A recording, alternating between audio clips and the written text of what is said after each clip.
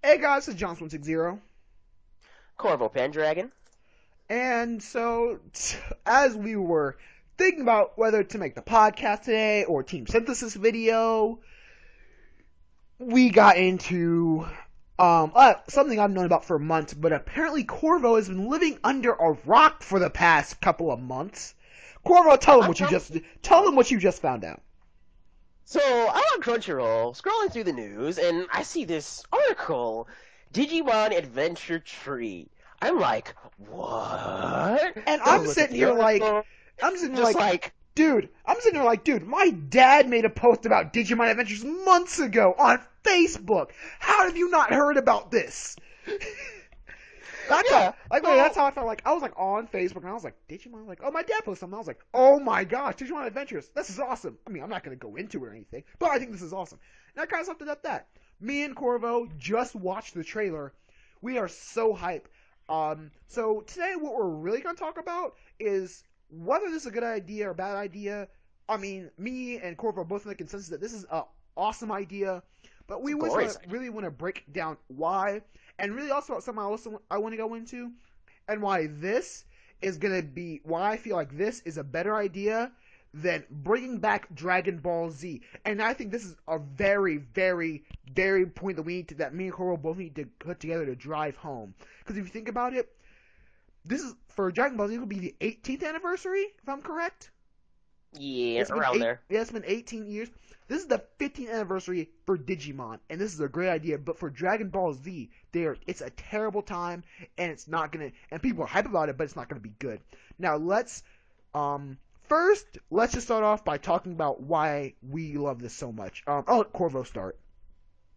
So, for those of you who have seen Digimon, and if you haven't, then get a there's life. Something wrong. Go back. Go and watch the first 2 seasons of Digimon. That's it. It's on Netflix, I think.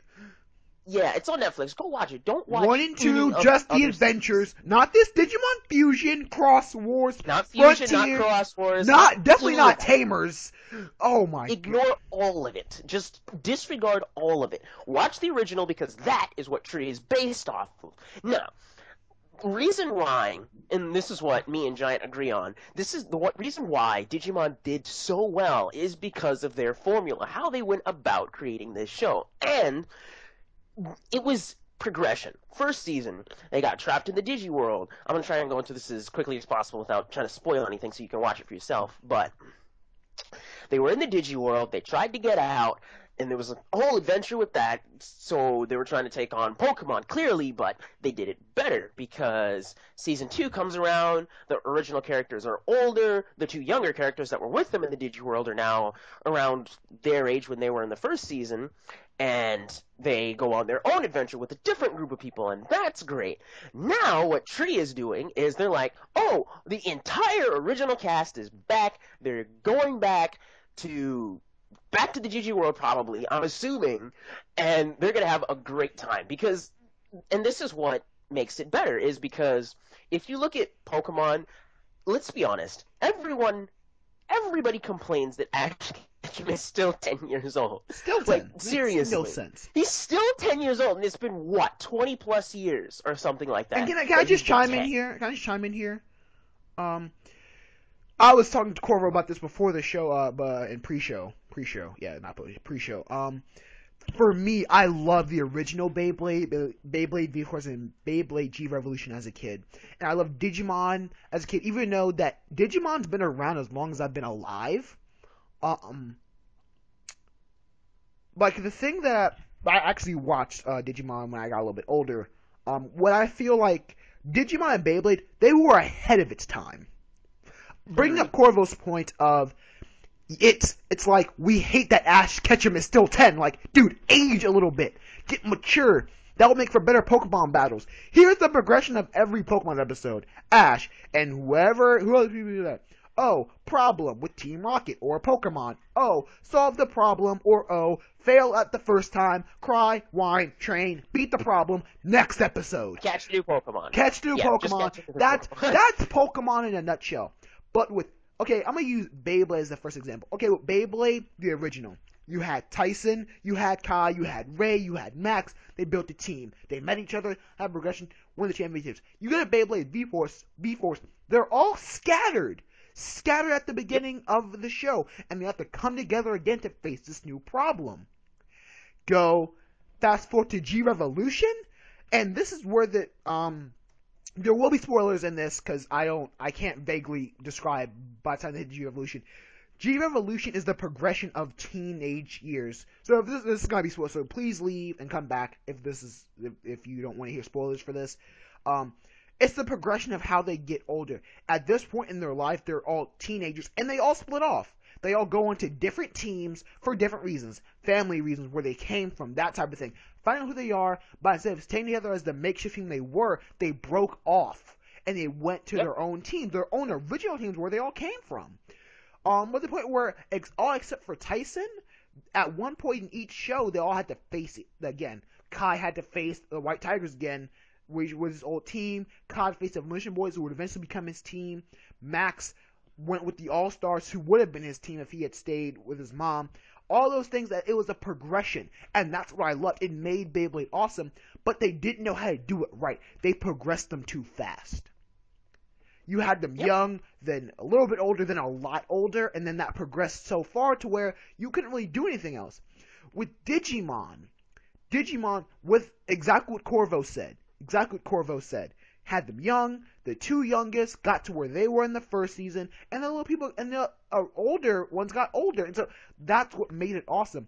And now they're learning from their mistakes with Tamers and Fusion and all that stuff. All that crazy, stupid, terrible Digimon shows, they're learning from their mistakes. And for the 50th anniversary for Digimon Adventure Tri, they are making them older. They are having them back. They're smarter, they're older, they're more mature. This isn't pandering to the same demographic over and over again like Pokemon.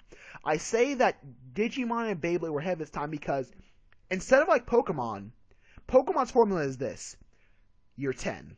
You get older, then you stop watching Pokemon and still play the games, right? But Ash is still 10. So they're making it ready for the next demographic. What Digimon and what Beyblade did was they followed you as a kid. You got older, right, so they got older. You're like, what, 10 years old, you're sitting on the couch, you're watching Jetix, it's on, you're watching it. As you get older, they're getting older too.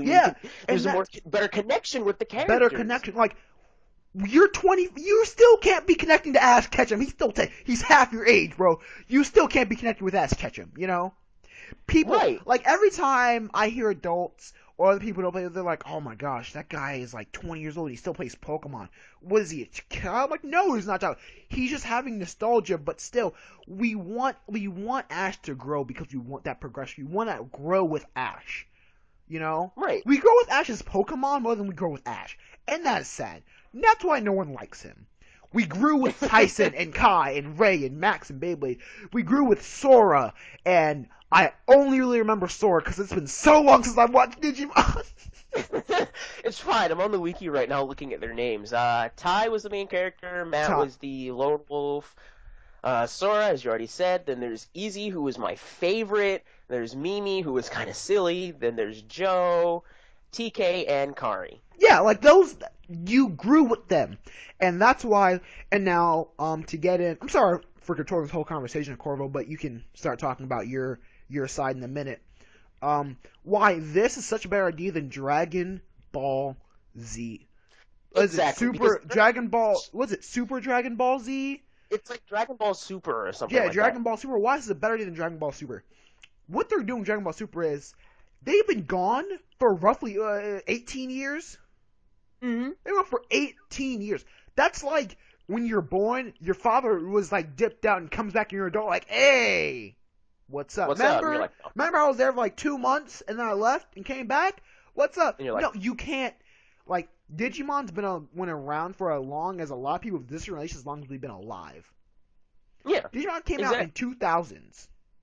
It's been 15 years. It's a perfect time to come back. It's been 18 years.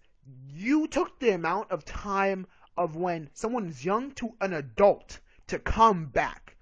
It's different. Right. Okay, you come from when they're a kid to where they're about if you're my age, you're about to an adolescent or a little bit older. So you're looking for a range of when you were a kid to when you're 18. You know? Yeah. Dragon Ball Z is going for when you were a kid, you're like 20. that doesn't work, especially because you're bringing back, you're making GT never happen. You're going back just from the Buu Saga. Who still remembers that? Most people who like Dragon Ball Z, watch Dragon Ball Z, they remember bits and pieces. They remember the goods of what they watched. For one, I have an extensive memory, which really amounts to how I can remember so much anime. But for Dragon Ball Z was so long, the arcs stick out to me. I remember 0 of the filler episodes. I know what happened in the Saiyan Saga, the Cell Saga, the Buu Saga. GT is fuzzy, and and I remember the good first half of Dragon Ball. That's what I remember. But a lot of people remember yeah, I remember the Buu Saga, or some just remember the Cell Saga, or just remember the Android, the Future Trunk, you remember the arc you love the most about it. And you can't just expect people to come back up underground. They've been underground. It was like Dragon Ball so long ago. You can't do that. Yep. Even if they've grown up, even if you do a time skip, that's terrible. Like, Digimon is technically doing a time skip, but it's like, okay, they did one season, they did another season. It's an appropriate time skip. It's a progression, and then they left, and they've been gone for years. Now they're coming back. Dragon Ball Z's like, okay, GBT's like, okay, Dragon Ball Z's over. Wait, no, we're gonna just come back. After all these years, like, we've wanted Digimon to come back, and they left it on a note where they could bring it back. Dragon Ball Z left it on a pretty specific ending. Stuff happened. The world almost ended. Everything's over. GT happened. And Goku rode off on Shinron. That's the end. Yep. But no, they want to... No, let's erase GT, plop you back at the end of the Buu Saga, where everyone almost died, and say, okay, a lot of stuff happened, we're not going to explain it, but yeah, here's all the old characters again, there you go. Corvo, what are your thoughts? I've been dominating the conversation. Yeah, you're good, but it's a terrible formula, because... For one, let's be honest, the characters in DBZ don't really age. I mean, they age, but you're like, it's whatever. Like, let's be honest. You honestly don't care because you've been desensitized so many times from watching them die and just being brought back by the Dragon Balls. Yeah. That's not the case with Digimon because the characters actually fought for their lives in many occasions. Like, I can think of a couple bosses that they had to fight, and they fought for their lives, and I was like, this is great. Yeah. This is awesome. And especially now, since the characters are older, like, I'm not 100% sure how old they are at this point. I'm assuming that most of them are in college. At this point. Yeah, and the smaller kids... Just determining from the second season they were all in high school at that point. So they're in college, or if not, adults. Yeah, at this point they're adults. So at this point you're like, oh, they're older now. They understand how things work a lot better. They're grown up. A lot of the situations that they dealt with kids, they're going to be able to deal with easily a second time. Yeah. So I'm expecting a bigger, badder boss. I'm expecting, like, in my mind, I honestly want to see them fight somebody from the real world, like, again, a second time. But this time be somebody, like, more dangerous than they did in the second season, because that kid was just, he wasn't a real issue. Let's be honest. Whatever his name was, the Digimon King, I think he called himself. Yeah, or something. He was just ridiculous. Really annoying. Just watching the trailer, I saw Mega Kabuterimon in there, and just their epic evolutions, and then I saw, I'm trying to remember what the name of it was, the triple evolution, whatever it's called, the one where the three main ones come together and turn into the epic robot thing. I saw a dark version of that. There was a dark version of that there. Like, what? Like, something is gonna happen. Yeah. Something big is gonna happen. Someone else is gonna show up, and they're gonna be all like, "Oh, I understand how the Digiworld works too." And it just think about all the time they've had. They've been gone for years. That gives them time to grow up, learn, figure out that we can't just live in this blissful ignorance as a kid. We need to learn about what Digimon World is, how we can save it, what we need to do if something ever happens again, you know? Oh, yeah! I just remembered one other thing. This is going to be a small problem, though. That's the question. Are they going to pick up right at the end of Season 2? Because remember at the end of Season 2, they had, like, this flash forward where they all had kids. Remember that? Yeah. Yeah, are they that's the only thing that's getting to me. Are they going to pick up from there, or are they picking up in the middle somewhere? They're picking up in the middle somewhere. That was Okay, obviously that them. makes sense. Unless they're saying that, okay, the end of season 2 happened, they did the flash forward, right? And then it's so many years after that it's their kids inherited not only all their looks and look exactly the same as them, but their Digimon as well. I don't think they're gonna shoot us in the face. No, it's like I don't think they're gonna slap us in the face with an insult like that.